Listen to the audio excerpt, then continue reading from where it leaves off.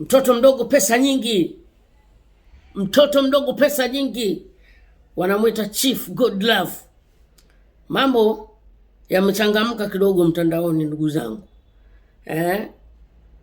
Ni jana tu usiku tumeona klipu zikiwa zinatembea, klipu ambazo zinaonyesha magari ya Chief Godlove ni kama yanabebwa, yaani ni kama mwenye naye ukaja kuyachukua. Sasa mimi kitu ambacho kimenichosha, sisi wa Tanzania kiboko sana. Yaani badala ya kumsikitikia na kumwonea huruma kijana mwenzetu, alikuwa ameshaanza kujipata, ghafla magari yanasombwa na kubebwa. Yaani sisi wa Tanzania tumefurahia anguko la mwenzetu. Yaani wa Tanzania sisi watu wa ajabu sana. Yaani tumefurahia anguko la mwenzetu, na ukiweka content size ya Chief Godlove inakuwa na namba kubwa. Yaani namba zinakuwa ni kubwa. Sasa unajiuliza hizi namba zinatoka wapi? Unapata picha kabisa kwamba sisi wa Tanzania hatuwezi kumuona mwenzetu anaanguka tukasononeka ama tukasikitika. Sisi tunafurahia kumuona mwenzetu ameanguka, ndio furaha yetu, na tunatamani kuzijua habari nyingi zaidi ambazo zinamhusu huyo mtu, basi ndio furaha yetu na ndio amani yetu. Hivi ni vitu vya kushangaza sana. Maana kuna watu wameniambia ndio maana Chief Godlove kakimbilia Kenya, alikuwa anajua kabisa kinachomkuta ni kitu gani. Watanzania watu wa kuogopwa sana. Alafu wakaenda mbali zaidi. Yaani Watanzania wakaenda mbali zaidi. Wakaanza kusema yule Pipi Jojo Chief Godlove kamtia mimba, ni mjamzito. Yaani hiyo nimeona kwa Mwijaku. Mwijaku anazungumza kwamba Pipi Jojo ni mjamzito, ana mimba ya Chief Godlove. Sasa tunajiuliza hapa kidogo, kaombea tutete ndugu zangu. Sasa tunajiuliza kama Chief Godlove alikuwa anatutambulisha kwamba yule ni binti yake, ni mwanae, inakuwaje huyu Chief Godlove sasa anapita hapo? Inakuwaje anapita hapo? Inakuwaje anapita hapo Chief Godlove kwa mtoto ambaye ulikuwa unamuita ni mwanao, alafu ghafla umemtia ujauzito? Kama ni kweli. Lakini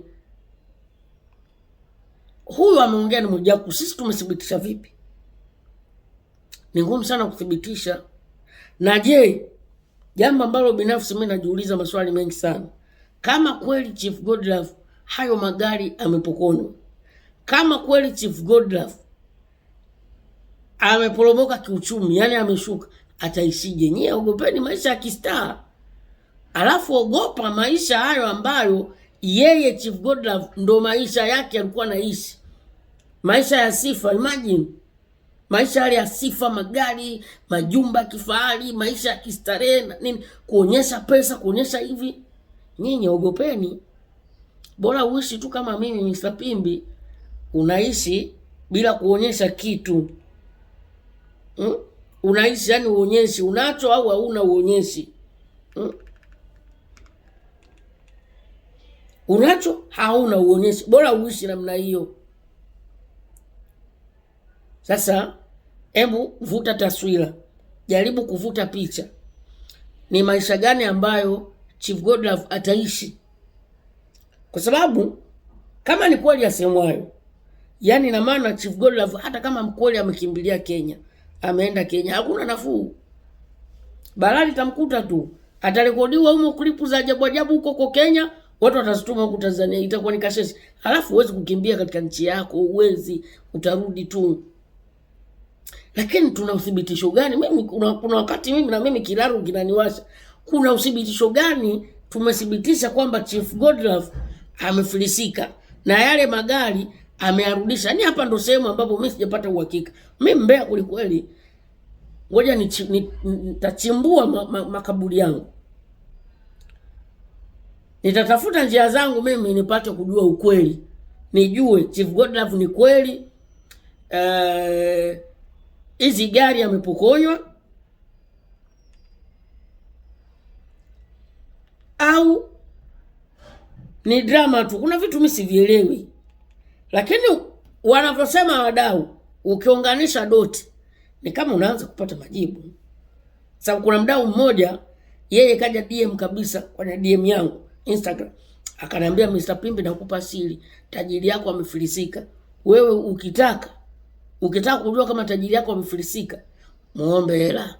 Huyo tajiri yako Pimbi, si huwa unamsupporti tajiri anakuungia, muombe hela tajiri.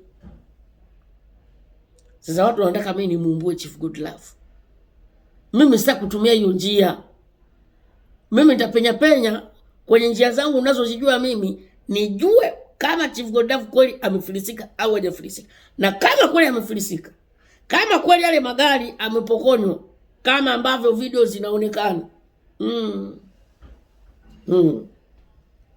Sonia Mkoma Moma wa Tanga wenyewe wanakuambia, Sonia Mkoma Moma, aibu ilimuua mjomba.